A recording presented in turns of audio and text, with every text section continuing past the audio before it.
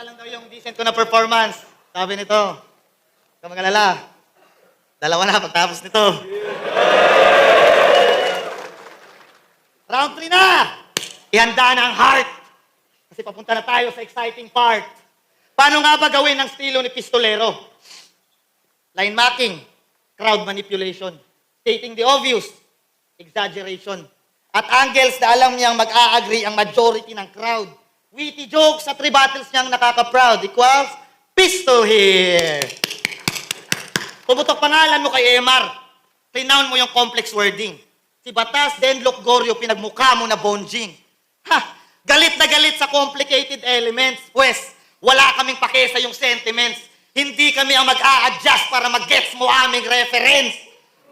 Kasi 85% sa mga yan, kilala ko sino si Madara. Tama? See the difference? At yung ibang 5